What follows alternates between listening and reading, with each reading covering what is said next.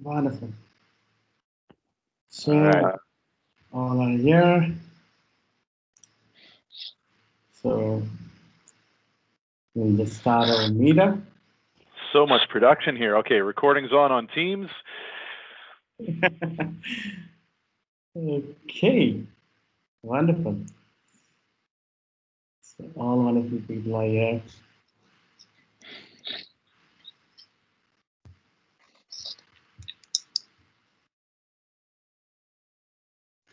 Super cool.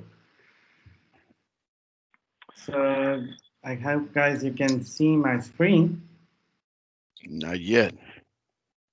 I see you. Oh, Yes, yes. All right, here comes the screen. Perfect. perfect. So welcome, Assalamu alaikum, ahlan wa sahlan, kaif al and welcome to the first meetup of Saudi Arabia Microsoft Excel and Power Platform.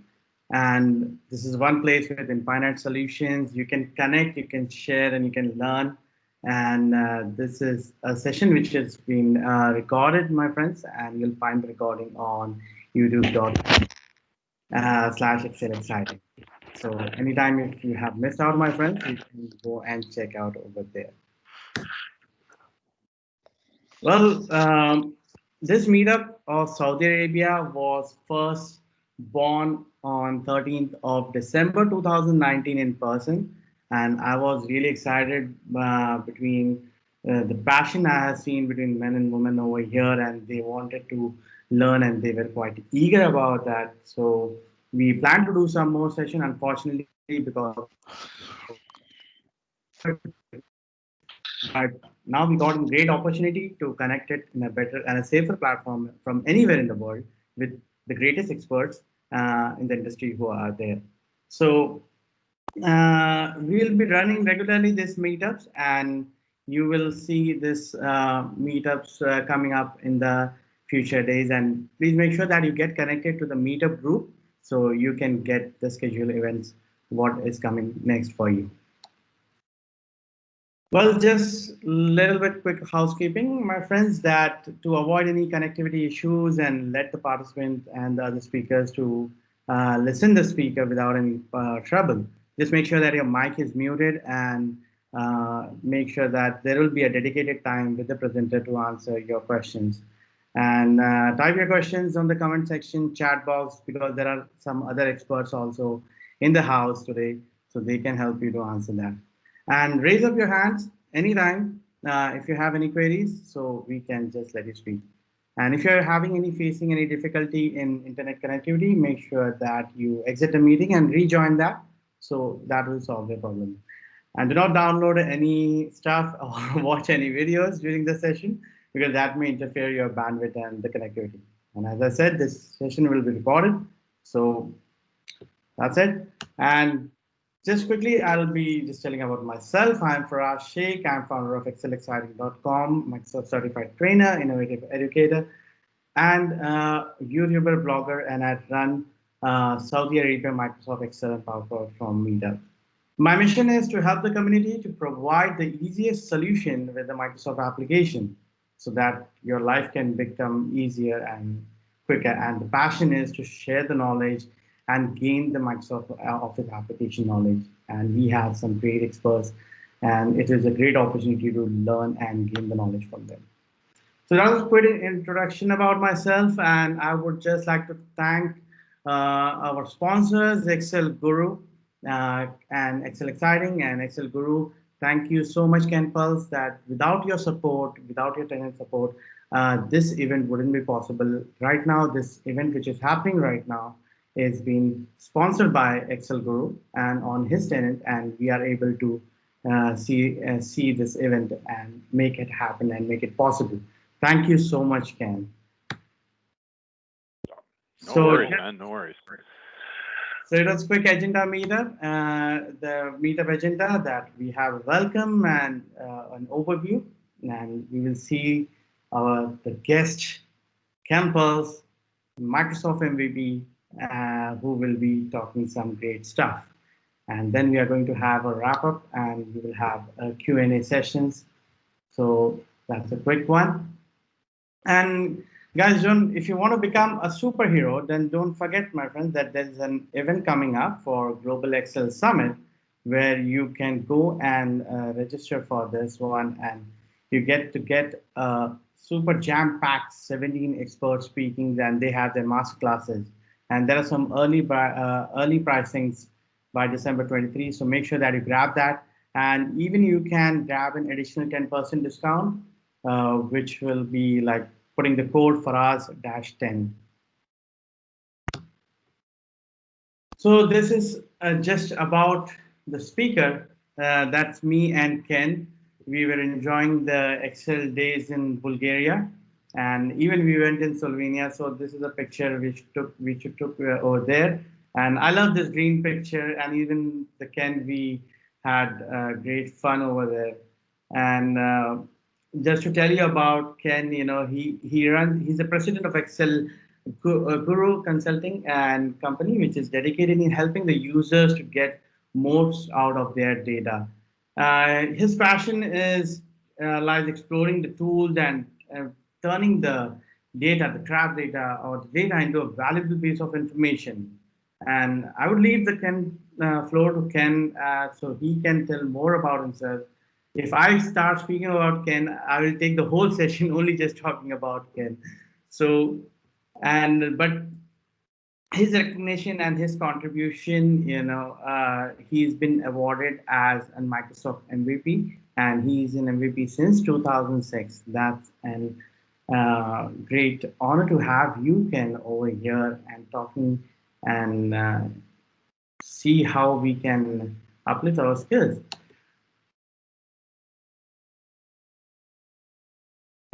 You can. I am going to drop these links on the YouTube. It's already there in the YouTube link, and it's already there on the Meetup. So you can connect anytime to Ken on these social channels.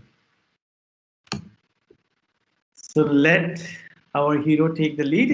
The Ken Pulse, build better Excel models faster with Ken Pulse. Over to you, Ken. Thank you, buddy. Appreciate that. I got to say, looking at those pictures, yeah, we did. We had a great time over out in Bulgaria and Slovenia last year, and yeah, it's just sad to not be there right now, isn't it? But hey, what can we do? So let me go back here and just move all this stuff around so I can see what I'm looking at and get it all in the right spots for me. So hi folks, I am Ken. I am going to turn off my video for this to try and make sure that I've got as much bandwidth as possible to try and send the presentation all the way to Saudi Arabia and back, actually, because I know I've got some people locally that are watching here. So I'm just going to go and turn my camera off and preserve that bandwidth. And Faraz, thanks so much for having me for your first online only event. I know this is something we've been talking about for a long time. Is you getting started with meetups and whatever else, and a real shame that things shut down so quickly after you got started last time. So it's nice that we can get you back up and running and into a virtual world here. So very cool stuff. I'll blast off a really quick slide coverage here. I'm going to do this really quickly because Faraz has already given me a bit of an intro. I am a designated accountant in Canada. I'm a fellow of the Chartered Professional Accountants of Canada. I do have a little website at excelguru.ca where we have a blog and a forum and some help articles and whatnot. And as Faraz mentioned, I'm actually also a Microsoft MVP. I also am one of the founding partners behind skillwave.training, which is where we actually teach you how to build better data models using Power Query, using Power Pivots and Power BI in order to build up good intelligence models that actually answer your business questions.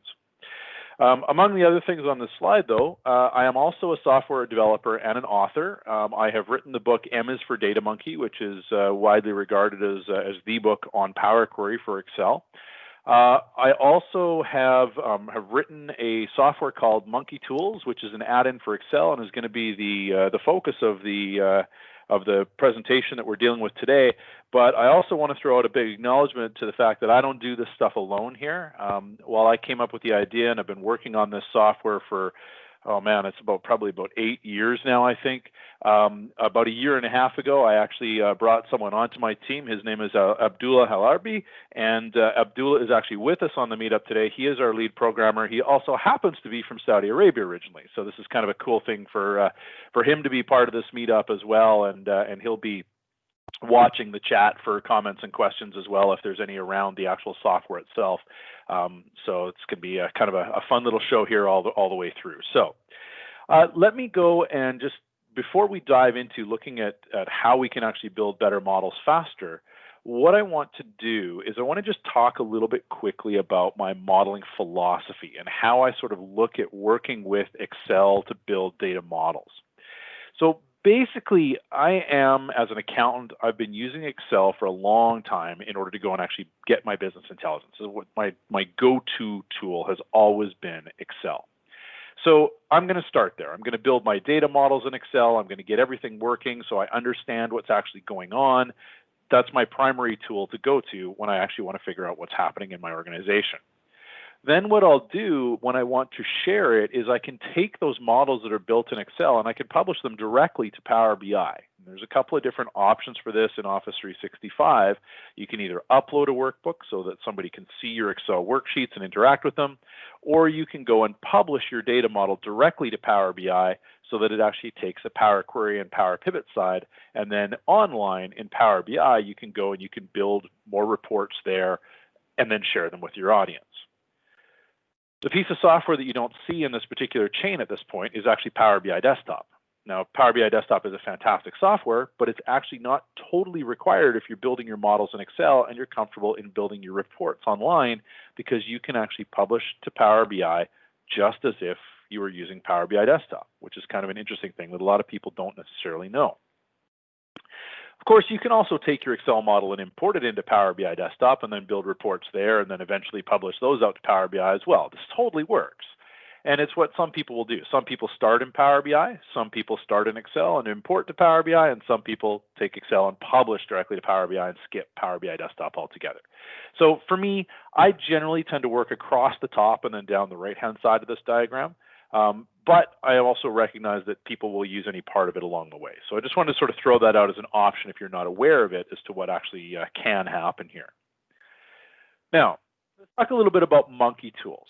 So what is Monkey Tools all about? Who's the target audience for this particular software? And this is something that's actually really important to me that you understand as we look at this, because the main philosophy behind Monkey Tools is that we actually just help you automate the process of things that you can do manually, right? You can do all of this stuff yourself the slow way. There's nothing wrong with that. What we like to do is actually make it faster for you so that these things can actually happen. And at the end of the day, one of the things we want people to know is that our tool does not rely on our tool being installed when you actually send your workbook to somebody else. You can have your developer working with it and nobody ever has to know that you used our tool. I'm not trying to get something that's installed inside your organization on every desktop. That's not necessary here. Our target audience is Excel users who are building models with Power Query and Power Pivot. Those are the people that we target the most, people that build like I do. We're also targeting people who need to audit their models that they've received from others because they don't necessarily know what's actually inside the data model itself. So what we're looking at is, hey, let's help you build something faster, but let's also help you get some reporting back to understand what's in that file, whether you built it or whether somebody else did. So while we're primarily after Excel users, one of the things that I will give you a demo on later is we can also read information from Power BI models and actually give you some information back around those kind of things as well. So again, primarily our audience is Excel users, but we love people that are actually working with both softwares because that actually, lets you have a tool set that actually talks to everything. Excuse me.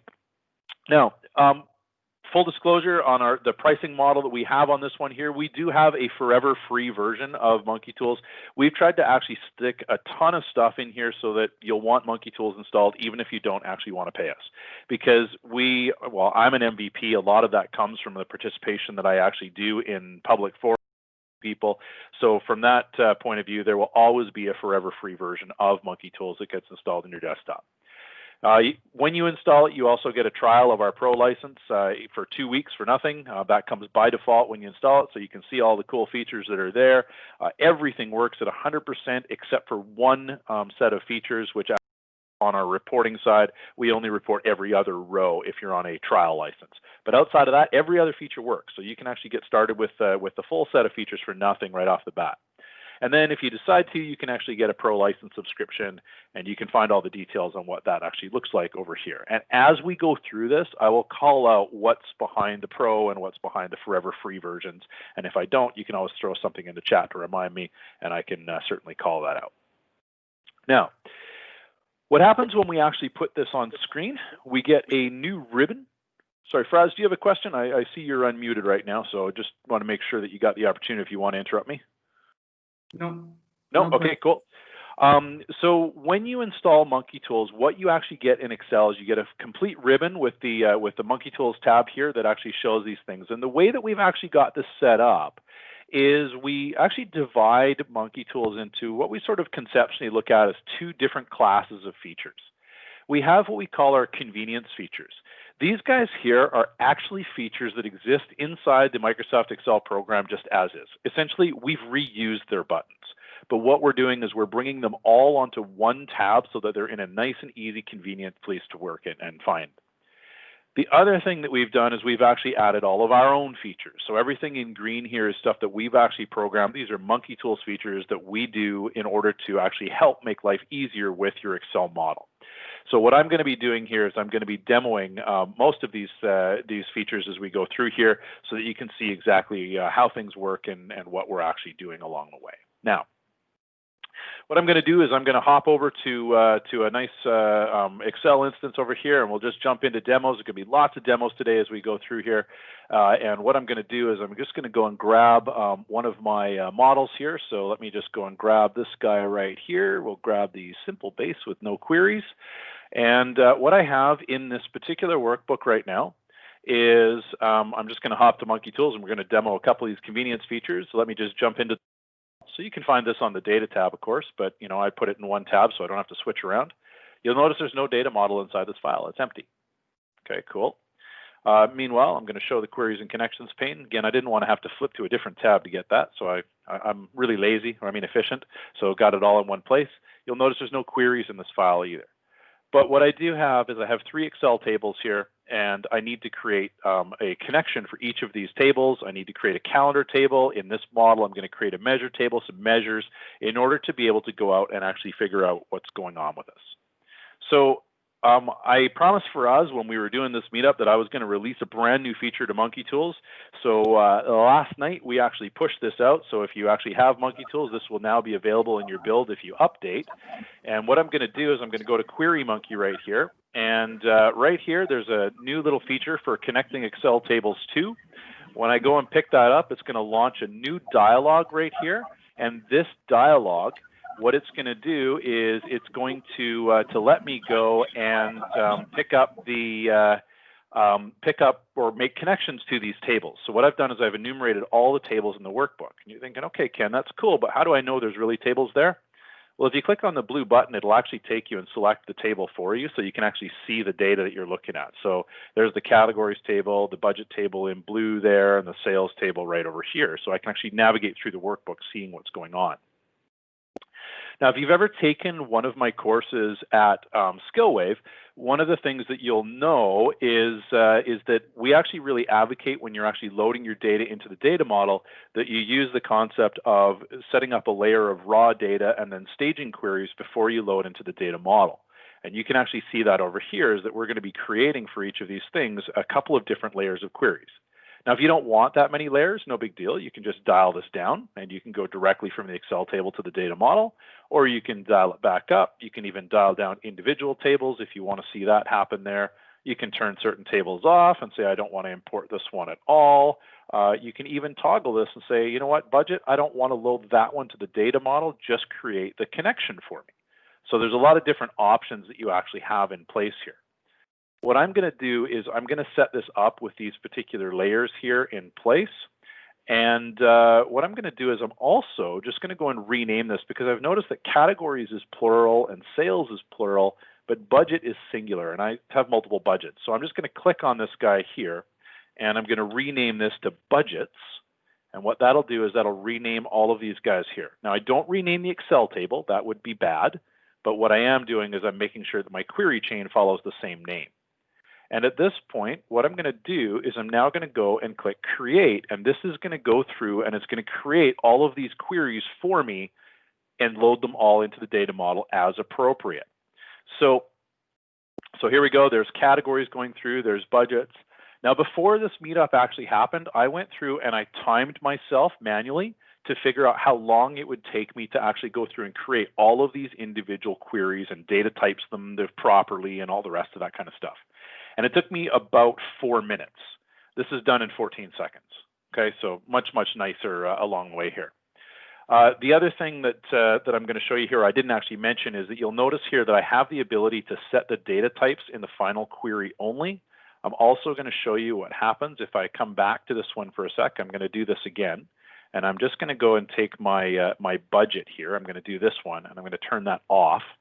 And at this point, I'm set to replace queries if they exist. So I'm just going to create that, and it's going to go and update those queries again, and just sort of make a quick little change to this. It'll reload budget for me to the data model, and there we go. The 76 rows are loaded there. It took 7 seconds. Okay, so what's actually happened here? Well, if I go and take a look at the data model, we'll jump into manage. What you'll notice here is that I've actually got a couple things, and I forgot to rename my budget this time, so I actually got a second piece. I was kind of hoping to replace it, not a big deal. But what we're going to do is we're just going to take a look, and you can see that here we go. I've got my categories, I've got my budgets, and I got my sales. So I can just move this around a little bit. I'm going to set this one up. We're going to go category to here, category to here. I'm going to leave this one, and I'm going to get rid of him in a second, actually, but I just want to show you what the difference is between these two queries. So I'm going to close that.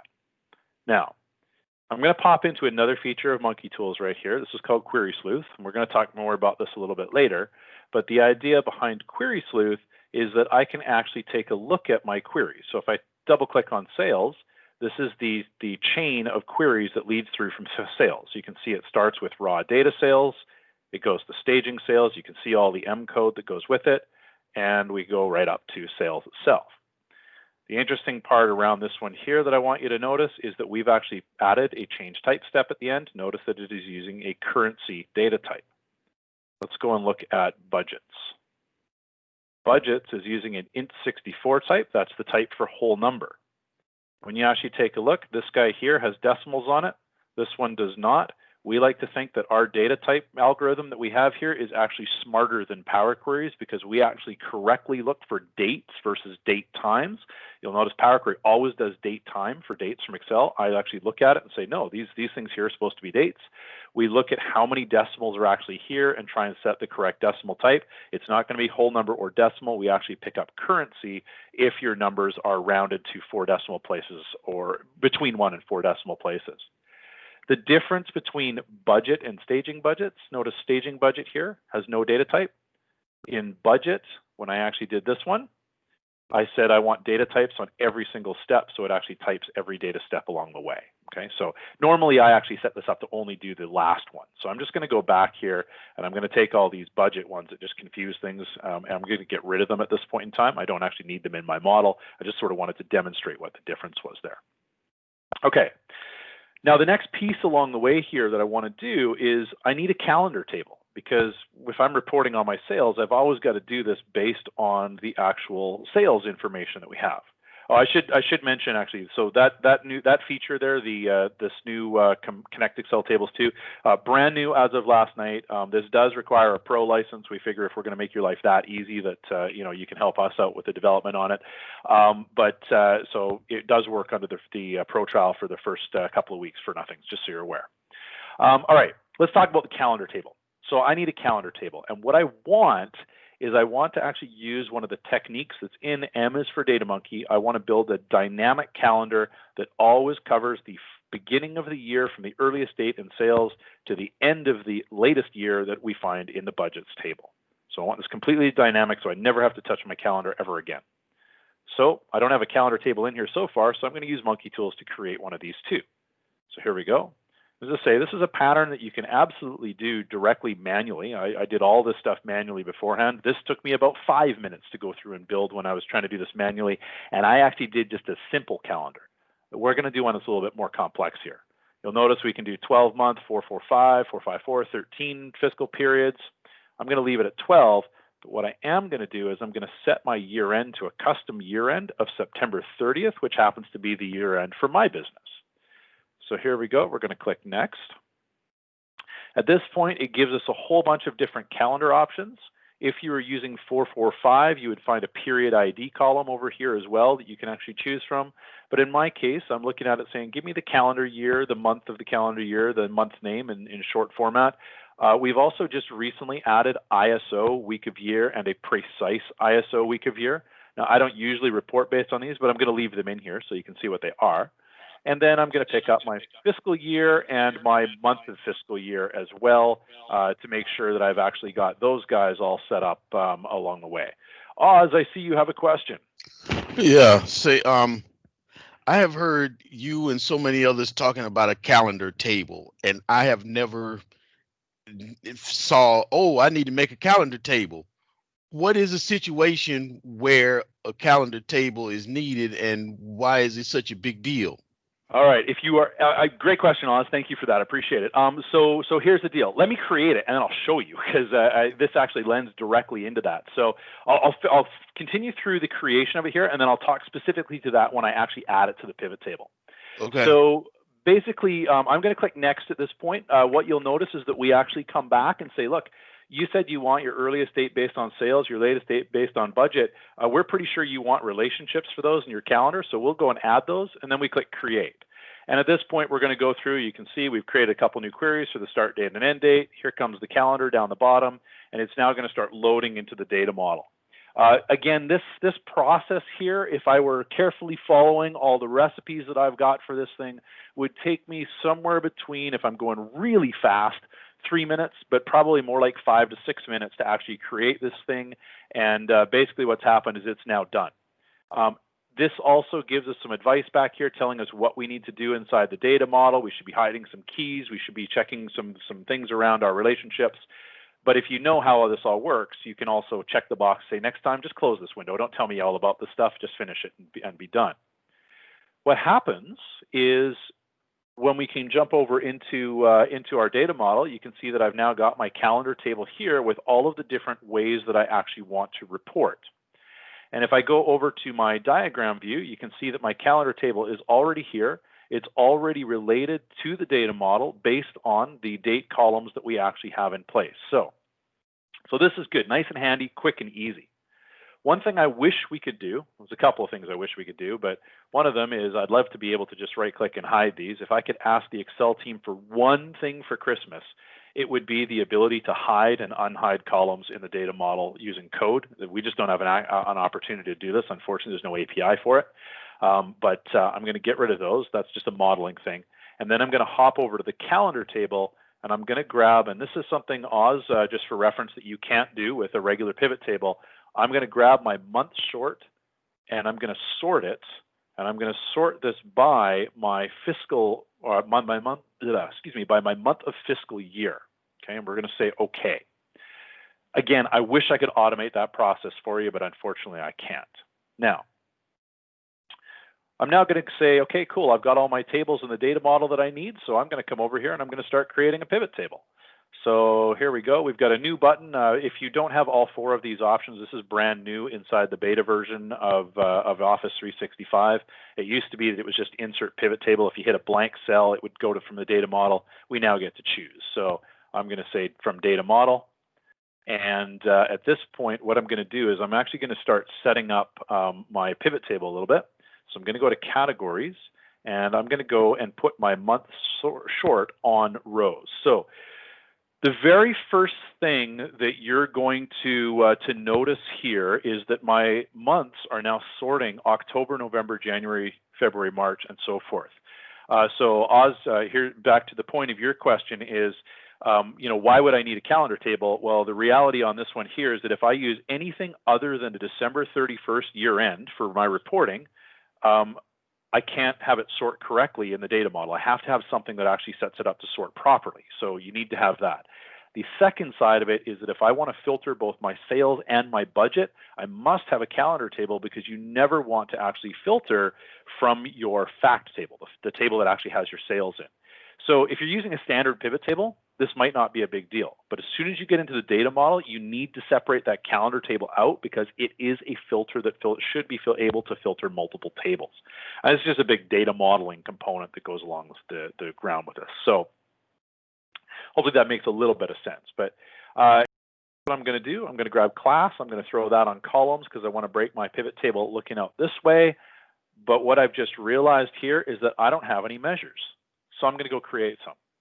Now, for most people, they'll jump over to Power Pivot, they'll go to measure, new measure, and they'll start writing formulas. But here's one of the cool things that I love about Power Query is that in Power Query, I don't need to write formulas. I just click buttons to make things happen, and it writes the formulas for me. So now here's what I'm going to do is I'm going to go to this measure monkey. We're going to go to basic explicit measures. Now I'm going to pick up from this one. I'm going to start with this. I'm going to grab my sales, and I'm going to grab amount. And what you'll notice is it immediately comes back and says, okay, I'm going to give you a sum. This will name it by sum of amount. It's going to store it on the sales table. Okay, all good so far. And here is the DAX formula. Now, if you've worked with Power Pivot or any pivot table, you'll know that you can just drag amount into the values area, and boom, it's going to make it happen. Away you go. But that creates what we call an implicit measure. I want explicit measures. So what I'm going to do is I'm going to create myself an explicit measure, but I actually want one that counts my transactions. So I'm going to go to count, and I'm going to choose to count all the rows. You'll notice that the formula has been updated here to count rows. I'm going to go and call this one transactions. There we go. And I'm going to format this as a whole number. While I'm here, though, I also want to show you something that we're actually proud of that's pretty cool here. If this was a financial setup that we were looking for and I wanted a currency, we actually added the ability here to go and actually set up your currencies here. So basically what we've done is we've picked the top 10 most traded currencies in the world here, plus we've actually added all of the different sort of monikers down here for different currencies. So if I was looking for the Saudi Arabia currency, I could actually go and set this as a SAR, and it would actually show up on my pivot table as that. Outside of this, you've got a none, which is my personal favorite. Up the top here where we have the $sign, this one here is smart, reads from your Windows control panel and actually gives you the value that is your default currency indicator. Outside of that, you can actually lock it in with one of the 10 most traded currencies in the world using these guys here.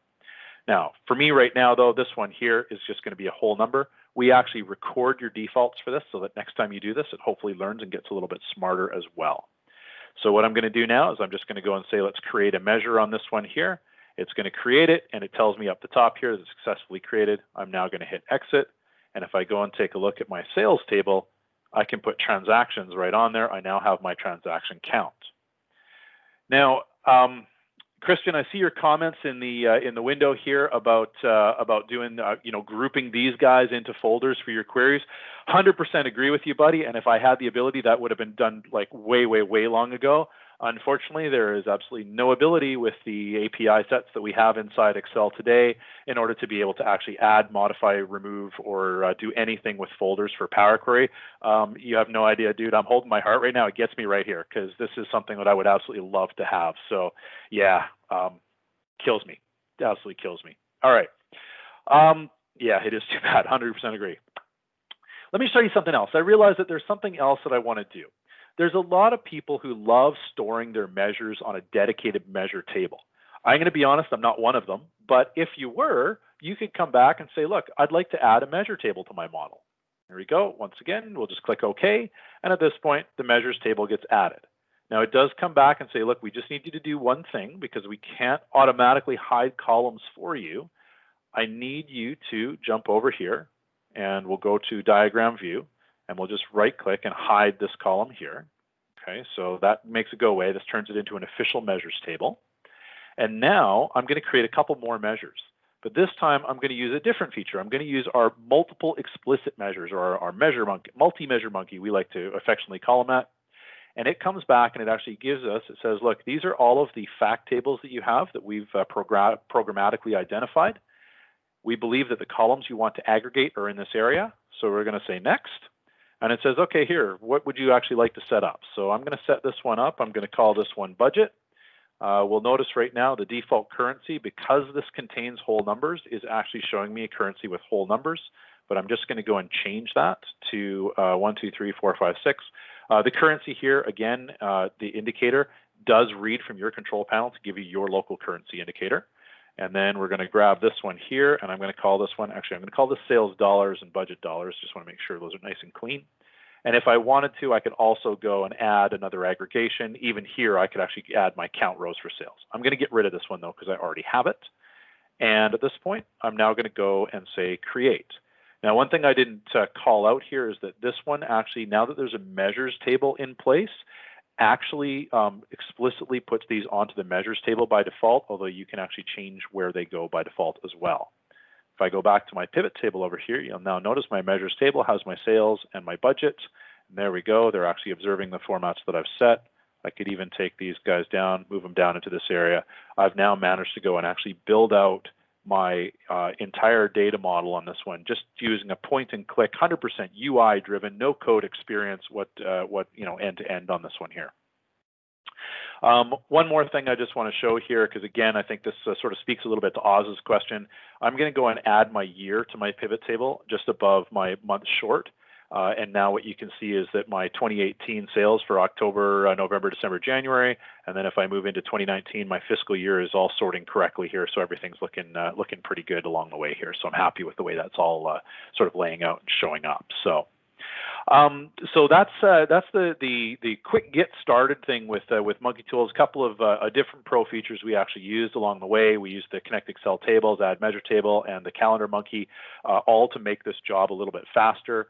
I should point out that the Measure Monkey, basic, explicit, and multiple explicit measures, these guys are not pro features. They are free forever features. So if you want to get started with quick explicit measures, think of them kind of like smart measures or for Excel.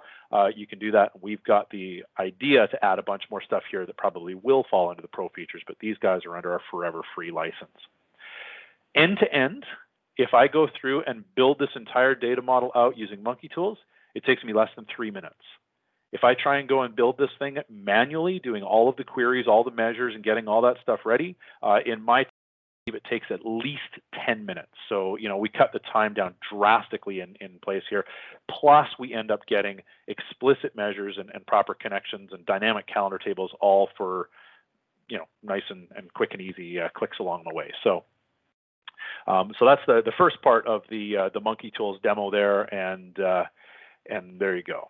So hopefully that makes some sense along the way. Let me go and show you, and I haven't seen any new questions come in, so that's cool. If there are more, please fire them into the chat. And for us, if any come in on Zoom, let me know about that too. I'm happy to take those and talk about those as well. All good so far? Yeah, all good so far. Excellent. All right. So let's talk about the next feature that I want to sort of show you. Again, another little convenience feature. This one falls, there's two different places that we actually sort of look at with this one. But for those readers who are familiar with M is for Data Monkey, one of the things that we actually have inside M is for Data Monkey is way down near like chapter 24. So it's like right near the end of the book. But one of the most powerful things I think of that we set up in that book for Power Query is the ability to create a function that reads a parameter from an Excel table, not a true parameter, but we predated the real parameters, but I actually prefer these anyway. And it involves setting up a very specific table inside your Excel workbook, plus a very specific query in order to be able to read to them. Now, that was cool. Inside the book, in the example files, we gave you the text file that has the function. We gave you all the instructions on what to do, but it still takes a couple of minutes to get it all set up. I'm way too lazy. I'm inefficient for that. So I added a button here that when you go and click on this, boom, there we go. The table's been set up. The function is already here. And at this point, it's even got the function all in place with an if error statement that says this workbook needs to be saved. This will now return the file path that you actually need for your file, so you can actually set up your solutions to dynamically read from the file path when you send them to different people. This does not work for Power BI. Okay, just be clear on that because it doesn't have the ability to pull the file path into something. But if you need this, it's not just about file paths. There's all kinds of stuff you can do. this is super easy to inject this. And this is one of those forever free functions. When you sort of look at what's above the line here, all these guys are free. I also have a smart folder function. This one here will allow you to smart switch between a SharePoint folder and a local folder. What happens here, though, when you click on this one, is it actually injects the function, and then you have to go and read the documentation in the user guide on how to actually hook that up into your stuff. If you don't want to do that, we actually have something here called a new smart folder query, and what this guy does is this guy actually hooks up everything you need, so that basically all you need to do is control, or you need to do one setting on your privacy for it, and then basically at that point it will actually smart switch between your folders for you automatically based on what's actually in the worksheet cell. So and that's fully contained inside the documentation. There's lots of good stuff there. We've also added the get ISO week function. Again, this will inject it. This part's free, and then you have to add it to your calendar table by just invoking a custom function. Nice and easy, but we wanted to make sure that you had the ability to do these things, but we just make it super easy in these parts, and that's why that part's under the Pro license. All right, I think I'm going to, let me see here. What can I do with this guy here now? I think I'm going to skip on the SharePoint thing, only because we've got a lot of bandwidth going on this one. Well, maybe not. Let's not. Let's go and do this here. Let me close this guy here. And I'm going to start this whole example from scratch here, and we'll build this guy up. Let's see if everything works correctly here for me today. So what I'm going to do is I'm going to go and say, let's do a file save as, and I'm just going to go and save this over one of my Monkey Tools demo files. I've got a smart folder live here. We will demonstrate how this one works. So I'm going to save it right over top of this, so you can see now we've got a blank workbook in place. And then what I'm going to do is I'm going to go to Query Monkey, and I'm going to insert the new smart folder query. And it says, what would you like to call it? And I'm going to call it files list. I'll say OK. And you can see that one of the challenges we have with this particular function in Office 365 is it comes back and it always gives me the SharePoint route to this particular guy here. So that's a bit of a shame. I prefer the local path, but what can you do, right? So what you can see is my files list over here has come back, and it says, look, there's a formula firewall issue in this particular case. We need to know about your data source. This is something I unfortunately can't automate, but if I go and double click on this and go and take a look at what's actually going on inside, you'll see that it comes back and it's going to say, look, we need to know a little bit about your data privacy. So I'm going to continue, and I'm going to say, let's set my current workbook, like my SharePoint site, to organizational. Notice that I'm not ignoring privacy, and that's actually really the point of this, is that this will work even with privacy enabled. We just have to set this to say, let's set this consistent with what my SharePoint site is inside my organization. And at that point, you can now see it comes back and it's pulling all of the information from my SharePoint folder.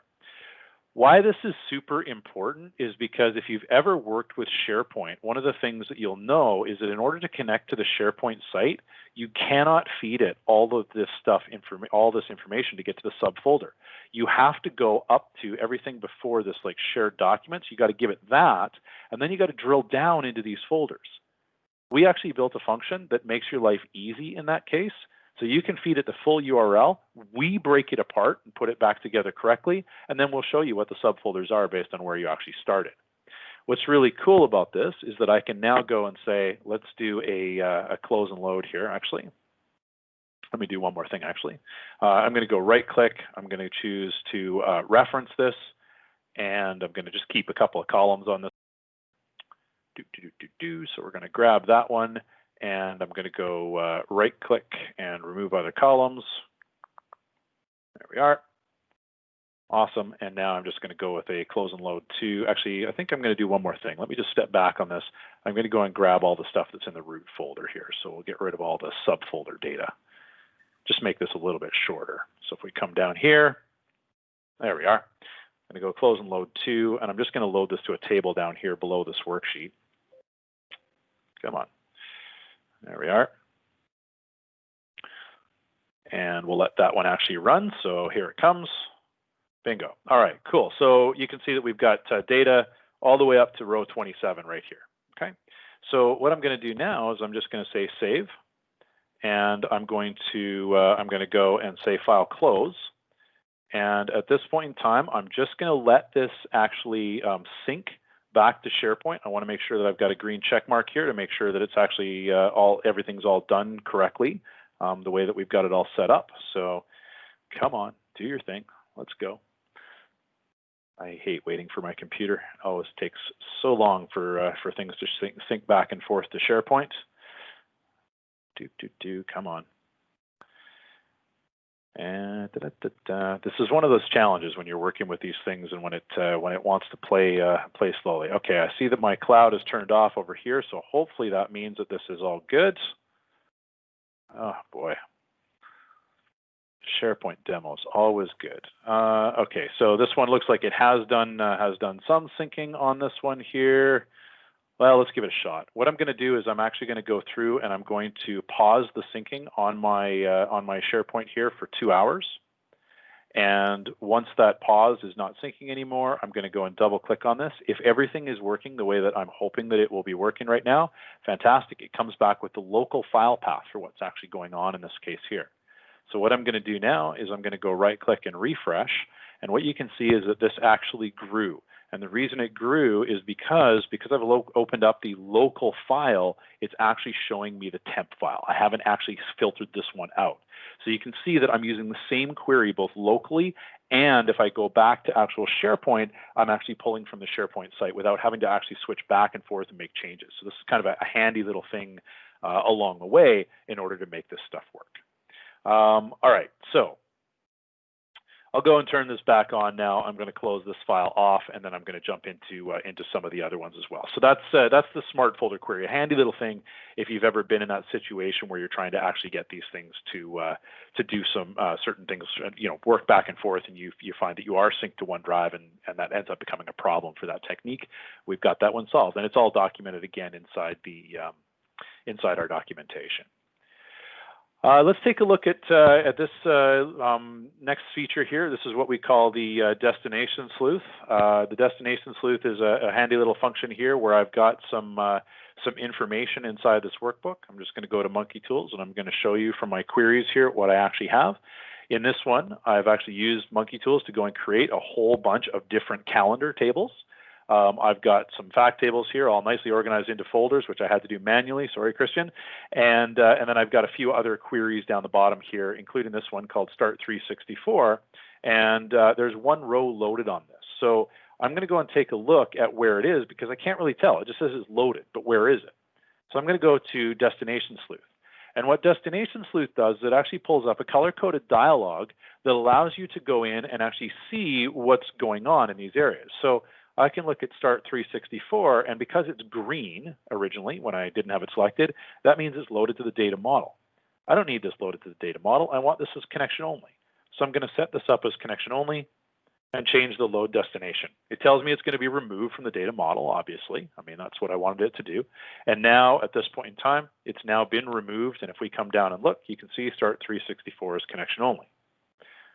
Oh, cool. What if I wanted to say, let's load this to a table on a new worksheet.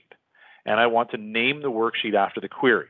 Now, in fairness, Microsoft just recently added the ability that when you create a new Power Query in Office 365, it now actually doesn't name it or put it on sheet 1, sheet 2, sheet 3 anymore. It actually finally names them after the query. It never happened. We beat them to that.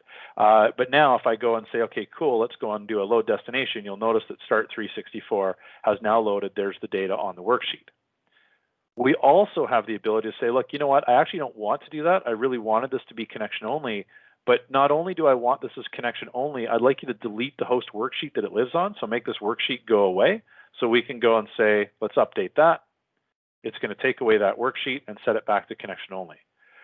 Why you care about this is because I do something slightly different than what Microsoft does, is that normally when you want to go and change one of these guys here, we have a whole bunch of calendars here. They're all loaded as connection only calendars. I want all of these loaded to the data model. So what I'm going to do is I'm going to select them all. I'll just make sure these are selected. Even though they were gray, this would have still worked. I'm going to hit load destinations. And at this point in time, what's going to happen is it's actually going to go through and it's going to load each one of these guys to the data model individually. Now, full disclosure on this one, and again, this one drives me a little bit crazy because, again, we don't have control over these folders. because these are connection-only queries, they actually truly need to be recreated. So the query, the original query has to be deleted and then recreated, which means I can't put it back in a folder that it was supposed to be in. That drives me a little bit nuts. Again, I would love to have that ability to actually put these in the folders, but the key part here that I want you to recognize is that instead of being in a workflow where you have to change one, wait for it to finish, change another one, wait for it to finish, change another one, wait for it to finish. So you spend a lot of time watching your computer waiting for things to be done. I can set this up, walk down the hallway and go get a coffee, and when I come back, it's finished, which makes my life a lot better. So there you go. That's just a nice little handy time-saving feature here for working with different queries. Again, I'll show you really quickly our next little feature here, Query Sleuth. We're really proud of this one here. This is actually a super useful form for us because it allows us to do a lot of things. I can double click on my calendar 364 and I can actually look at inside the legend here. I can see the entire chain of queries that are actually related to each other. We've got a lot of cool stuff that we have inside this. Like, for example, I can show you, we actually indent your M code and colorify it. I can come back and show you what it looks like in an unindented format. So this is a little bit closer to what you would see inside the Power Query editor. But we also highlight precedent queries. Calendar 364 is a precedent query that actually loads to the data model. So calendar 13x4 is actually pulling from this one for some reason. Okay. Now I don't remember why I set it up that way, but it is. And now I know. If I look at calendar 364, it says, hey, you made some changes to 13x4. Do you want to discard them? I'll say no. And this is actually, this was totally Abdullah's idea. We actually added a tabs user interface in here so you can make changes to multiple queries in this. Why do you care about making changes to multiple queries? Well, because we have an update button. What that means is if you need to make a quick change to your M code, you no longer need to go and find the Power Query or find the data tab, go to Get Data, show the Power Query editor, go into the Power Query editor, select the query, go to Advanced Editor, make your change, hit OK to come back out here. You can just pull this up, make the change, hit Update, and boom, you're good to go. And you can actually start making your updates in your code as you want to. I'm going to flip these back into the indented version again so we can see this. I can't stand reading my M code when it's not indented anymore. And you'll notice that we can see there's a couple of connection-only queries that are used as precedents inside this. All of the M code is displayed here for you as you take a look through things. So really, really handy thing. You can look at this as precedents. You can look at it as dependents. So if we want to discard all these, yep, that's fine. This shows you the dependent views on these guys here. So we can actually trace it from start 364. Where do you go? So this is all the calendars that it feeds into. There's all kinds of cool stuff that we do in this one. The color coding and hiding legend options. These guys, some of these are disabled in the Pro tool. But outside of that, all of the functionality you see here, except for the color, is actually included in the free version. So that's kind of a nice little feature as well, except for the update. You can't update unless you're on the Pro. So that's our Query Sleuth. What I'm going to do now is I'm going to open up another little file here. We're going to look at the next button across, which is called Time Sleuth. And on Time Sleuth, what I'm going to do is I'm going to show you this. So we're going to jump into Query Sleuth again, and I'm going to show you a couple of individual components here. Inside M is for Data Monkey, we actually wrote a function and distributed it called PQ-VLOOKUP. And the whole concept behind PQ-VLOOKUP is it was supposed to emulate the VLOOKUP function in Excel for either an approximate or an exact match. Now, the challenge with this one here is that it turns out that this is actually a really inefficient function to run. And one of my friends actually came back and put out a much more efficient version for this. His name is Oz, and he even happens to be here right now. Thanks, Oz, for this one. So we totally ran with that. And what we've done is we've actually gone in, if I go and take a look at my precedents on this, is we've actually built a different version of this. So the original PQ-VLOOKUP is in a completely different format. What I want to show you here, is I want to show you the difference between these two things. This is what we call an unbuffered version, which is using the PQ-VLOOKUP function. Okay, so and actually, I'm just going to turn off one of my features because I was missing some queries. These guys here were hidden because I was only looking at my endpoints. That was bothering me. So the PQ-VLOOKUP, what we're doing is we're taking this lookup table, we're feeding it the data table, and then we're doing our PQ-VLOOKUP against it. This is the buffered version. The only difference between these two guys here, when you flip back and forth, is actually what's happening here. We're doing a table.buffer on the lookup table to try and speed up the unbuffered version. And then we've got this other version over here derived from Oz's, which is called a user interface driven piece here as well. The big key, the big difference I'm looking at, table.buffer, no table.buffer. Everything else in these two queries is nice and easy. Now, I challenge you, if you're working through the query editor, to be able to see things that quickly using the standard Excel editor. And again, remember, all of this you can see even if you don't have the color for nothing. Now, here's the deal. We're going to go into our time sleuth over here. And what I want to do is I actually want to run some comparisons between these two guys. So I'm going to grab the buffered and the unbuffered queries here, and I'm going to chart the variation. I'm going to do this over 3 trials, and I think I'm going to double it to time the effective privacy on this as well. So there's an effect that you can actually deal with where you turn this off, and it will actually potentially speed things up. So I'm going to run a detailed refresh all on this. And what's going to happen right now is that this is actually a very rudimentary timer, but essentially what we do is we go through and we individually refresh the individual queries. Oh no, I did the all. I did not mean to do the all. This is going to take way too long. I meant to do the selected. I always get that one backwards. So what this is going to do is it's actually going to go through and it's going to run a total of 6 individual trials across the workbook here in order to check what's going on for the timing. What we do is we actually refresh each individual one as we go along. You know, Abdullah, I'm thinking we really need to add a little box on that when somebody's got multiple queries selected and they hit detailed refresh all. We should actually be throwing up a message that says you've got a couple of different, you've selected individual queries. Are you sure you meant to refresh all?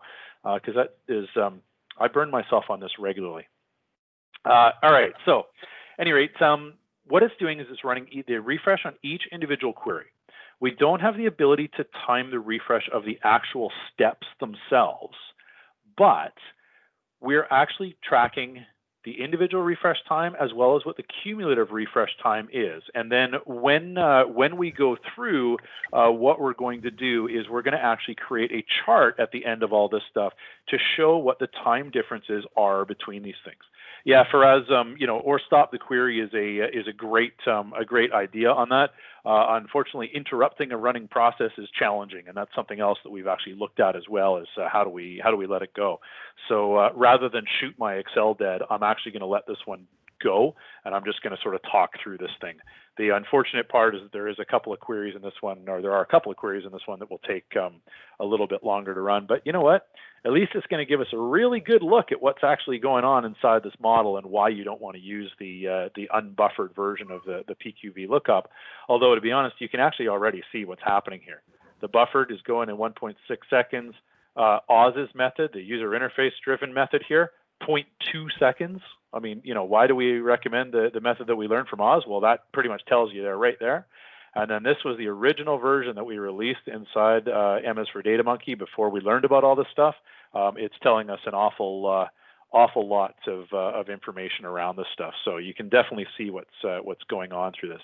The other thing that I found fascinating about, as a bit of a data geek on these ones here, is that there's some components that are going on inside this with the user interface driven between, are we landing, the UI driven is landing in an Excel table. The UI driven DM is landing in the data model. Notice how it's slower to land to the data model than it is to land to an Excel worksheet. And then if you actually land your tables in a compound scenario, which is where you're actually loading them to both the data model and to the worksheet in one query, it's ridiculously slow, like way more than double, which is absolutely crazy. So this is some of the interesting stuff that we actually learned along the way as we were playing around that I didn't know until I actually started testing this. And I know when I went back and ran through this stuff, you know, I ended up sending something into the Microsoft team saying, this is really curious. Why is this? And I know it got flagged as a bug. It does not look like it's actually been fixed. The other thing that's really, really important to be aware of here, well, there's a couple of different things, but the challenge with a Power Query refresh is that Power Query is a single-threaded engine. What that means is that whenever a refresh chain is farmed out, it's farmed out to a specific thread in your computer. Now, my computer has 8 different cores that it runs on, which means that when query 1 is sent out, the system looks for whatever the most available core is and puts it there. When query 2 is sent out, so think about buffered being the first one, UI driven being query number 2, that's the complete chain for it. It might go to a different core. That core may not be as busy. In one instance, it might hit the one that's actually feeding it to Teams. The other one might hit one that was freed up because it was doing a Windows update when I was doing this kind of stuff, right? So this is why we actually recommend that you do this over multiple times. You need a minimum of 3 to get this chart, because this is actually a box and whisker chart that's showing you what's going on inside these. The X is the mean. You've got your middle or your middle 2 quartiles here for what's going on. But the more things that you run, typically if you run between 5 and 10 refreshes, you get a pretty good idea as to what's going on with the variation. The big thing that I want you to recognize, if we go and take a look at the buffered and the unbuffered versions on these, you can see that the buffering of the scenario that I worked with is faster. Here's another weird thing that we unfortunately can't actually automate on the thing because Microsoft hasn't given us a way to do so. I can't actually get my legend to show up. It just, for whatever reason, doesn't show. So unfortunately, this part you actually have to add yourself. So we'll put that on the bottom. Here's when privacy is turned off. Notice how much faster the buffered goes. In the case of an unbuffered one, for some reason, it actually runs a little bit slower in these cases. But let's go and take a look and put these things back. In most cases, what you'll notice is that user interface driven, when you've got privacy off, it runs faster. I'm going to drive in just on this one here. So this is Oz's method. Notice how much faster it goes with privacy turned off. On the other hand, you got to be a little bit careful about that. You need to know why you're turning privacy off, because there are potential implications around that. But it's kind of a cool little timer just to help give you an idea as to what's going on inside the performance of your model. And this turns out this is a pretty popular feature that people really enjoy using. I'll show you, I've got a few different charts. This one here, when I ran it, I actually ran this over 5 trials. There was one, for whatever reason, where this hit a different core here, and it's got a massive amount of time. Yeah, Oz, no, really, this is why this was a huge one. You had no idea this was such a big deal. It's huge. Like I said, dude, that's why we were celebrating, and why I keep giving you a hat tip on this kind of stuff, because I know you love hat tips. Well, you love hats anyway. So anyhow. So yeah, there we go. That's our timer. One thing I should throw out with the timer, we can only time queries that load to places. We cannot time connection-only queries. So if you've got all connection-only queries, it won't show up. You need to actually have those guys showing inside your stuff before we can do it. Okay, let's talk about another feature here. We're going to go and take a look at, this is what we call our pivot sleuth. What I've got is I've got a couple of different tables here. I'm going to show you my data model. I'll show you a nice little look at what's going on inside this. So it's a beautiful looking data model. There's nothing wrong with this. Well, there is, but there's nothing really wrong with it. It's all set up nicely. Categories linked to category. We can see our dates are linked to date. There is nothing wrong with the shape of this data model at all. However, well, here's all the source data. You've seen that before. When I go and take a look at my pivot table, though, I'm getting this crazy relationship between tables may be needed error, and I don't know why. This drives me nuts. You can also see that I've got budgets showing up for things that I'm not sure I should actually have budgets showing up for in this case. Why am I getting a grand total here? There's some weird stuff going on in the pivot table. So what I'm going to do is I'm going to hit this with our pivot sleuth. And what Pivot Sleuth does is it comes back and it says, okay, here are all of the 4 fields that go with your pivot table. And then these are for slicers and timelines. Okay, so here's the deal. What's going on? Well, if I look at sales category, it actually gives me a lot of verbiage around what's happening. Now, you do need to understand a little bit about dimensional models to understand what's going on inside this. But basically what it's telling me here is that this field can't filter our budget, which is over here. Okay, nice and simple. Can't be filtered by sales category. This guy also gives you a little bit more information that says, look, you're actually using something that probably is going to cause you a problem at some point in time. You shouldn't be doing this. What it's actually advising you to do is say, don't use sales category from the category table over here. We should be using categories category. So if I go and take category from my sales table off, and then put categories from my category table on, you'll notice that the pivot table works beautifully. And now when we come back to Pivot Sleuth, everything's good. There's nothing wrong with it. So this tool is to help sort of diagnose what's going on. That's a simple one. What happens if we get into something that's a little bit more complicated? Well, I'm going to go and I'm going to get rid of this guy here. Let's go and pick up this guy here. So this one's going to be a measure table is the next one that we're looking at. Awesome. Same looking data here, but in this case, we've created a separate measures table. You guys saw me do this before. No big deal, right? So first off, let's go and take a look. We've got an issue. Relationships may be needed. Now, the overall structure of this, there's actually nothing really wrong with it, but why are we getting this message? All the numbers look like they're working correctly, and they actually are. So how come the message? So if we hit it with Pivot Sleuth, it'll come back. Oh, that one showed up behind for me today. That one's fun. There we go. We've got a couple of different red error messages here, and it tells me it's got no relationship field and cannot filter. Okay. Meanwhile, over here, we've got some information that's telling us that this is not, or this also can't be filtered by these things. But there's a really, really important part that we've identified. Measures a disconnected table. Your measures are most likely calculating correctly, but they always cause this particular problem to be displayed. If this table is intended to be a measures table, flag it as such by hiding all of the unaggregated columns on the table. I wish I could hide and unhide columns for you automatically. As I say, if I could ask for one thing for Christmas from the Excel team, this would be it, because I could do so much with this. But what you'll notice is that if I come in here, right-click and hide from client tools, and come back to Excel, boom, that message goes away. There's no other change. It's now flagged this as an official measures table with the icon up the top. Everything works beautifully. Let's go look at issue number 2, because on issue number 2, everything looks great, but I've got crazy grand totals going sideways all the way through this model. No message, though, about any problems. Pivot Sleuth says, hang on a second, I think I see something that's not right. So in this case, we can see budget year. It says budget year is a fact table. You should not be using columns from a fact table in a dimensional area. This is a fact area. Everything else in here is a dimensional area. So if you know your dimensional modeling, you'll hopefully understand why this is the case. If you don't, basically what we do tell you is that you shouldn't be using this column here. We should be doing something else.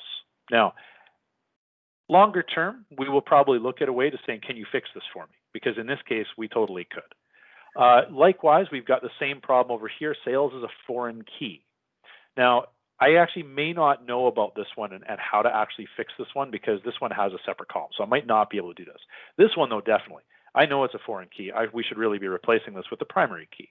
So here's what we're going to do. The first thing, we're going to take year off of the budget table.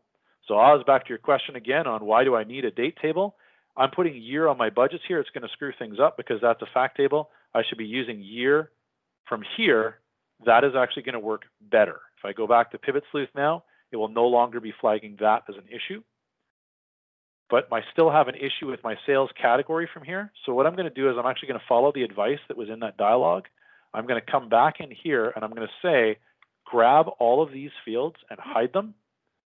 Grab all of these fields and hide them. We should be using category from the categories table, date from the calendar table, amount is summarized in the measures we have over here, date again from here, category from here, year, we shouldn't be using this one because we have a year over here that's based on the date.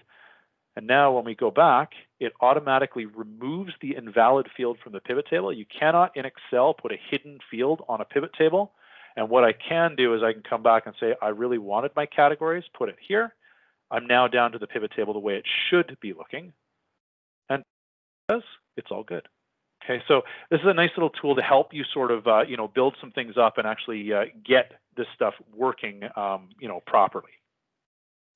I want to show you one more of these guys here. More complex model, and there's going to be all kinds of weird stuff going on inside this one. It's got a relationships may be needed error. If I go and hit this with Pivot Sleuth, you'll notice that there's all kinds of crazy stuff going on inside this thing. There's disconnected tables. There's all kinds of jazz going. So we could obviously go and play around and sort of see some, how that would affect it. I'm not going to do that right now. I just want you to know what an interface looks like when it starts going through and looking at it. All right. Let me go and close this guy out here. I want to move into another file here. I think we're going to move into this guy here called DAX Sleuth. So we have a Pivot Sleuth that has all kinds of cool stuff in it. We also have this thing called the DAX Sleuth. We basically divide our things into two different categories. We have our monkeys. Monkeys build things. And we have our sleuths. Sleuth is an English word for detective, so it actually looks for things. What you'll see in this case is our DAX sleuth, and in our DAX sleuth, we have a whole bunch of information. Yellow fields are explicit measures that have been written that have not been that are not included as a child measure in something. Okay, they've got no children. We have blue fields. These are calculated columns that have been built in the model. Ooh, evil calculated columns. Don't ever want to use those. We've got orange fields. These ones are implicit measures where somebody's just dragged the units column and thrown it into the bottom of the pivot table. Even though this guy here has been removed and has not been used in the model, it's still hidden and shows up in your data model. So if you really want to clean things up, you need to hunt these down manually and get rid of them. In addition, we got a bunch of green fields. What are the green fields? Well, the green fields, if I go and double click on burgers sold all time, show me the lineage of my DAX measures. Notice burgers sold is referring to burgers sold right here. I can click on it. I can see what's going on in this. I can actually see that we've got some sales units down in this case here. Now, this is kind of interesting too. Sales units is here. Sales units is here, of course. This is being used as a child. This one's the master. It doesn't really matter. The question that you might have, though, is where have I used it? So right over here, pivot table 1, pivot table 2, pivot table 3. I can actually walk through my workbook and see exactly which pivot tables I put these on. We also pick up pivot charts, OLAP formulas, and named ranges, although we can't select your named range for you. What if I wanted to do something like this? I look at burgers sold and I say, that's really cool. I would like to see what happens if we take sales units and bring it back in. I'd like to flatten this measure out. I can click flatten and it will actually bring it in a nested calculate so I can see the entire measure all in one place. That's kind of nice. I want to get rid of that for a second and jump over here. I'm super happy with burgers sold, but I need to create a new measure for draft beer. Well, no problem. Duplicate. I'm going to call this one draft beer. Actually, let's call it draft sold. That's probably a better name. So draft sold, okay. Oh, I've already got draft sold. Well, I guess in that case, let's do a duplicate. Let's make this one canned beer sold. There we go. Better. And it's now going to go and it's going to add canned beer into my list of queries here. So here's my canned beer sold. You'll notice that it brings it over. It's still got a precedent. All I need to do at this point is come into this particular area here, and I need to update this to canned beer and say update. Yes, we are actually writing the DAX measure back into the model. It is now there. So if I wanted to go to a pivot table, let's go and see where my draft sold is used. It's used on pivot table 2. There we go. That's cool. So on my pivot table 2 here, I'm just going to go down and take a look. Here is my canned beer sold. I'm just going to go click it and boom, there we go. My canned beer sold is there. It picks up the same formats as the measure we duplicated. So you just have to give it a name. It'll tell you if you've already got one there, and then just sort of update the formula to do the things that you want. So kind of a cool little thing there as well to play around with. Now, I'm now going to run another feature. We're moving across the ribbon here. This one here is a model summary report. This one here is available in your free license, but it only shows you every other row if you're on a trial. Sorry, so it's in your free and your trial. It only shows you every other row. This is one of those things that is locked or directly to the pro license. We figure that if you're documenting your model with our tool, that we figure that you guys can pay us for that privilege because this saves you a ton of time. Basically what this does, it tells me exactly how many tables, relationships, measures, how much memory this is being used, where are my data sources coming from, are they coming from Power Query or linked to external sources. When I go through, I can show you all of the relationships in this area. Are they active? Are they many to one? Now, if you know anything about Excel modeling, you know that we only support in Power Pivot for Excel many to one relationships. But there's another program called Power BI that supports one to one and many to many. Why did I add a column to show this then, right? So it's an interesting piece. We tell you some information about your model. We've got a disconnected table and a snowflake table in this particular model. What's a snowflake table? If you're not familiar with the dimensional modeling aspects, I can show you. Here is my disconnected table right here. It's all on its own. This guy here, this is a fact table for chit details. This is a dimension, and from the dimension, there's a many-to-one relationship feeding out to shifts. This table is completely unnecessary and could be flattened back into this to save myself a little bit of memory. Okay, so that's what a snowflake table is. That's the snowflake.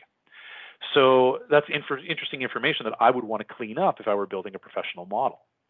I've got your table column stats here. Every column that you have, what's the data type? Because data types drive power pivot efficiency. How many unique values? These drive your compression levels. Are they visible or not? Have columns actually been hidden? Are they a calculated column? What's the actual DAX formula that's driving it? We can see all of our measures here. Are they explicit or are they implicit? There's an implicit measure right there. Is it used? Ooh, that's funky. Nope, not used at all. So we could probably delete that. And here's the DAX expression. Cool thing about this, just for reference, one of the people that's on the call here, Christian, asked for this little feature here. These guys are actually Excel tables, so we could actually turn on the filter button here. The reason this is important is if you actually do use the SQL BI DAX tools, you can actually click this and use their DAX formatter to show this in their own DAX formatting, just applying that. Now, I don't actually have that installed, but if I did, I could format that right away. So this is a nice little table format here. We also list all your queries.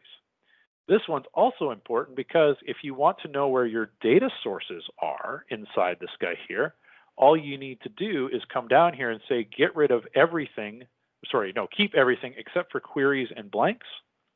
And that shows me the data sources that are actually feeding into this workbook. So if I go and turn that off, though, what you'll see is that we've got all of our different queries here. This is the entire query lineage chain here as well that's being used. Now, this is cool stuff, but there's more that we can actually do with this. We actually have inside here a model memory usage report. So if you're trying to make your models more efficient, for your Excel models, I can tell you what's in use and what's recoverable. So if you go and take a look at the chit details table, we can actually see that everything is actually in use in this model. If I go and look at chit headers, it is. If I look at calendar, though, I've got some columns here that aren't being used. So I could go and remove those from the model. And if I want to see exactly what I can remove for an Excel model, I go straight to my unused items report. This actually comes back and tells me what columns are not being used, what measures are not being used, and it even tells me what power queries are not being used inside this model as well. So we actually look at all these things. I could go back and I could remove all these things without causing any issues. I would then rerun the report just to make sure that I haven't actually exposed any more orphans in there that I could actually get rid of as well. So it's just kind of some cool components around this. And I'm going to show you this one more because I want to show you why we actually started even building this tool to begin with here. This file is going to take a little bit to open. This is actually based on a real-world consulting project that I did. This is what actually allowed me to survive my first year of business, actually, as a self-employed consultant. What I'm going to do here is I'm actually going to drop off to this sheet here. This shows you what we were doing. We were actually building a forecast for a house, and I'm going to show you what this actually looked like when we look at our spreadsheets. These were all input worksheets, lots of those. We fed these through Power Query to reshape the data to get it ready for Power Pivot so we could build our reports. And this is a hand-drawn flowchart that shows you all of the queries that we used. Everything in blue is a table. Everything in green is a data model table. And all the little yellow or all the little circles are off-page connectors or on-page connectors that show you where these ones go. So this guy feeds into number 5, which shows up over here that goes into this one and might show up in other places. This took me forever to draw because we didn't have good lineage tools. So as a matter of fact, if we were to go into the Power Query editor, I'll show you what this query chain actually looks like using Microsoft's default view, which actually didn't exist when I built this. Okay, so this is the query dependencies chart for this particular model with Power Query. And the problem with this is that I can zoom into it, but if I want to see what's going on with this one, I can click on it. But you see that stuff goes everywhere, right? And I can't pull this out. It just moves the thing around. This view, when you get into a model this big, is useless. So what I did is this was actually the original, oh, shoot. Yeah, that figures. I clicked too slow because everything just lags on me just a tiny little bit.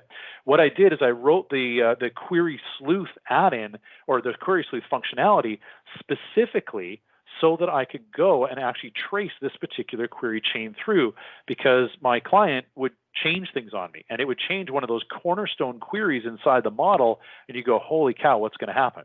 So if I look, for example, at calendar, this one's not so bad. Categories, not so bad. Forecast, Wow. When you take a look at this guy here, look at all the queries that feed and stack through this whole thing. And this is why I also needed a dependency view, because I figure out where am I going to change it. It's going to be on this one here, for example. Let me switch this to dependence. If I had to change, say, this one, oh, wow, that has the impact potentially of affecting a lot of things. So this is what this tool was originally built for, to sort of help out with different things. It's evolved over time. I'll show you the details on this particular model. So if I go and take a look at the model summary on this, if I were documenting this to try and actually figure out what's going on with it, at that point in time, we'll see what we get back from a model report. And in the meantime, I'm going to answer Kristen's question. Have I tried to copy all of these queries into data flows for Power BI to check the new view? No, I have not. Every time I try and copy some of these things in, I end up hitting a limitation on data views or data flows that actually ends up hurting me a little bit. So I haven't actually played with that. Let me show you what I've got here. Notice in my data sources, I've got a worksheet table. This is right inside the workbook. It's a disconnected table. That seems a little odd. I would go and investigate that. There's a lot of snowflakes in this model. I would investigate those as well. A lot of calculated columns. I'm embarrassed to say that I did this, but now I know. When I go back and I look at the measures, I can actually take a look. I believe that everything in this one, almost everything, was an implicit measure, but all of my implicit measures are not being used.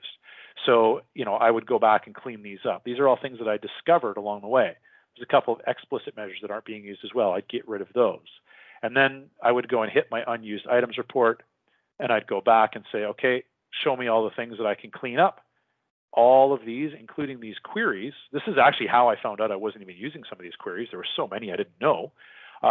So there we go. This now tells me a lot of information. So now I can go back, clean things up, and make sure things look a little bit better and cleaner. All right, I'm going to get rid of a couple things here, and then I'm going to show a last demo here as well on this stuff, and then we'll wrap this whole thing up and take a bunch more questions. So basically what I'm looking at here, if I get myself all the way back to a cleaner section, is I want to go and connect right now. We can connect to the active workbook, which I don't currently have one. You can connect to different workbooks and read from different workbooks as well. We also have the ability to connect to Power BI desktop files, except you need a workbook open to do that because it needs to land the data somewhere. So I'm going to go and pick up from my Monkey Tools here. I'm going to go and grab some of my demo data. There we are, LP Azure SQL. So this is a Power BI file that's built against an Azure SQL database. And what I'm going to do is I'm just connecting to it right now. It's actually launching Power BI on the other window, which is why we appear to have gone into not responding mode, but just give it a minute to let it do its thing. It has to let Power BI load to a certain place before I can actually extract some information from this. It's now analyzing all its measures. I can see what's going on down in the bar down the bottom here, and then it should pop up with a nice little message to tell me the data model's been loaded. So what can I get out of it when the data model's been loaded? And then Power BI always comes up in front to obscure that message so you don't know what happened. I kind of wish that I could make that not happen, but hey. So here's what's going to happen. I'm going to run a model summary report on this. Bingo, there you go. This is the model from the PBIX file. So this gives me all of the information that I've got that I know about at this particular case. For some reason, this one's telling me there's no measures defined in this model. I need to look at that. There might be something that's gone sideways on that. That seems a little strange. If I go and take a look at the memory usage report, I can tell you how much memory is being used. Unfortunately, at this point, this is one of the challenges that we actually have on this one, is that we have not gone through the work yet to actually examine all the Power BI visuals to see what's being used in this case for your measures. So we can't tell you what's not being used. That's something that is on our roadmap to do. But one of the things that is important that I can see here is that this file actually has a date table template in it. This means that I have a date table for some reason, even though I have my own calendar table. I don't want this, and I would go into Power BI and turn this off. This has been super, super useful for me working with one client. We ran this against his model, and what we actually found out is that 67% of the memory, a footprint for his model that was slowing things down, was on invisible date tables that he didn't know existed. We changed one thing in Power BI, saved the file, reattached to it. As I say, model was down to about 33% of the size. So that's a huge, huge factor and change on this. Query Sleuth, we can see the entire query chain. This is pulling from the SQL, LP Azure SQL. And I'm a little bit curious to see what happens on this one, because this guy is supposed to be coming up. Abdullah, we seem to have introduced a bug in our DAX Sleuth for connecting to our Power BI models. We're going to need to look at that one, because this one usually pulls up our DAX Sleuth measures, and we can actually update and duplicate measures inside your Power BI model from here as well. So that's not awesome. I'm going to have to look back at that one. We must have caused that in the last couple of days. All right, and on that note, the only other thing that I would sort of point out on this one is that we've recently added a log a bug, so that's where you'd actually report things like that, and feature suggestions. There's a user guide, which is actually a little bit out of date that I got to work on in the next few weeks, but that is a whirlwind tour of Monkey Tools as far as how it can actually go and interact with Excel and with Power BI. So at this point, what I'm going to do is I'm going to basically, I think for us, we can turn this back for questions around this kind of stuff, and see if anybody's got anything that they wanted to ask or talk about. I'm more than happy to field those. Yeah, sure, Ken. Definitely. I'm just checking the YouTube chats. Didn't find any questions, but people, they are enjoying the session, what you have been showing them. And in fact, when I was giving a session in London Meetup, I got a lot of messages asking me, what is this tool that you are able to give that summary? And they were quite amazed with that one. And yeah, we're proud of it. I mean, we've worked pretty hard on the stuff there, and I mean, there's certainly a lot more that we want to add. You know, and this is why Abdullah's working with me on this thing here, is to try and get this into a place where we are, you know, able to deliver and all these things. Man, I can't remember the last time we looked at our list. I think we've got about, it feels like 100 features that we want to add, a lot of different things. We can't do everything we want because we don't have access to get to certain pieces inside the data models, but we're certainly curious to hear what other people think are the most valuable components along the way too. So, any questions? If we have friends, feel free to ask. You can. Ken is here, so he can answer you. By the way, these models are like when you are really working deep into data modeling, where you're connecting different data sources. That time, this tool is really handy. It gives you the path. It knows that where you are going, where things are getting dragged, where you can improve the model, where some tables you don't need it. As Ken has showed that there are some kind of measures which we don't need it, which was just occupying unnecessary space in the memory. So you can clean the model, so you can make your model build faster and efficient, and that's how it works. Yeah, our big sort of thing that we're playing around with on these things is we're trying to, I mean, I sort of focus on two things. I mean, number one is obviously building things faster and trying to follow recommended practices as we go. The second thing is that I'm ridiculously jealous with the memory that I allow my models to use, because the less memory that's used inside the data model, the faster it will actually run and react when people are clicking on slicers and timelines and things like that. And one of the things that I have discovered amongst the users that I deal with is, if you make a user wait 10 minutes for a model to refresh, they will eventually get used to that if they have to. They may not like it, but they'll work with it. But if you make them wait 15 seconds when you click a slicer for the report to actually recalculate to show what goes on, then they actually will come back to you and say this model is unusable. And the reason it all has to do with the upfront loading of the data. If somebody knows it's going to take time, they'll actually schedule that into the day, click the button, walk down the hallway, get a coffee, talk to their coworkers. You know, at least if we're not in a COVID world that we are right now on this one. But that's sort of the normal place. They can schedule for that. But if you're in a report and you're trying to actually like click on, I want to see what the sales were for last month, you click your slicer and it waits. It's like, oh, come on, that's not good. As Christian just noticed in the chat as well, this is a different Power BI model that I've connected to. This one here is an EMF model, which is actually using the current enhanced metadata format.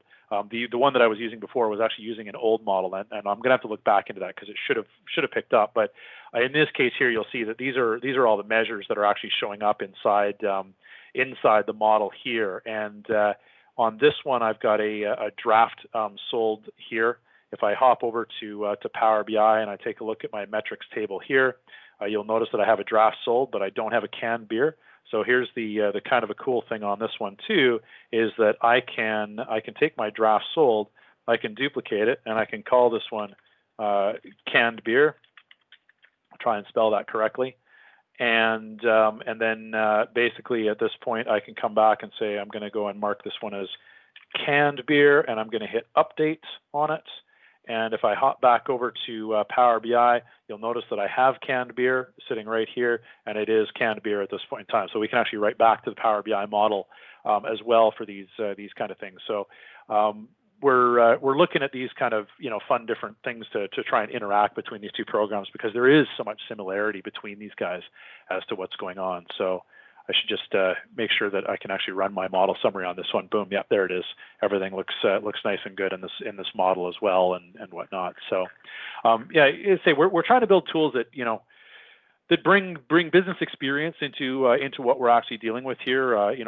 Again, helping people get off the ground faster, debug things faster, document faster. Like that's really the main goal with what we have here. So hopefully you guys have found this enjoyable and interesting. And what I should probably do at this point here is I should probably go and throw you this set of links here, because if you're interested in more about this information, we do put out blog posts at excelguru.ca/blog on the new features that we actually have. And if you're interested in getting a free trial of the model or of the tool itself, or buying it, you can find the information on that at the link in the top right-hand corner.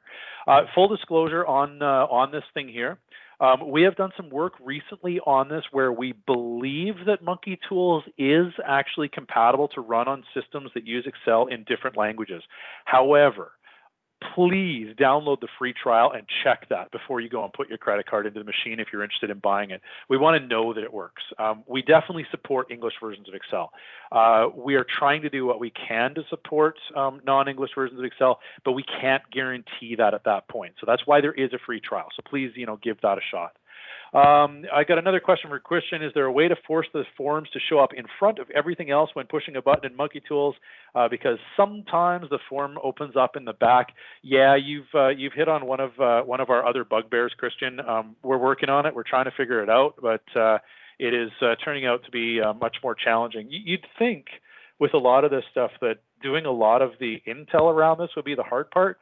What we're actually finding is that the user interface mechanisms for doing things like resizing for high DPI screens, getting your form to actually show up in front when you click it, those ones take so much time to get right, and it's bizarre. You'd think that stuff would be simple. So we're trying, but right now, unfortunately, I can't confirm it. So it's driving me nuts. I'll tell you that. So I'll be sharing the link, which is this Excel Guru/Monkey Tools.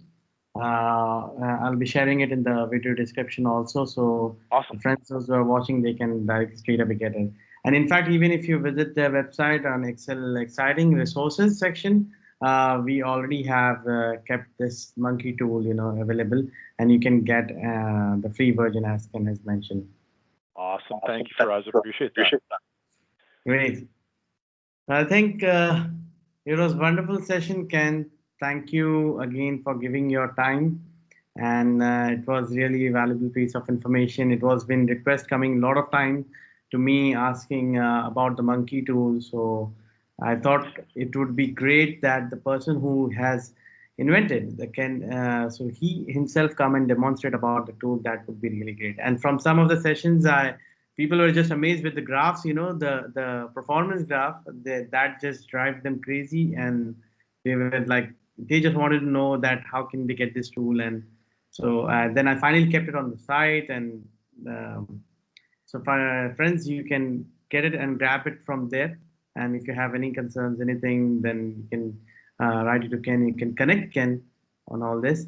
And yeah, yeah, for sure. And I mean, if you do install it and you find anything that's not working or whatnot, as I say, there's a bug report form right inside the thing as well, so you can get in touch with Abdullah and I to get those things done on that as well. So, and thanks for having me on this. I mean, I know you've been using this tool since the first version came out way back last year, or I guess not last year, earlier in this year, and it's great to have the support for it. I mean, we're really proud and we're working really hard on it, and it's nice to know that people like what they're seeing. So we plan to keep on going with it. That's our goal. So okay. So Awesome. thank you guys. See you at the next meetup, and we'll be announcing it on the meetup page. So stay connected, and thank you, Ken. So we'll be just turning off the live sessions from the Facebook, sorry, from the YouTube. Take care. Bye, friends.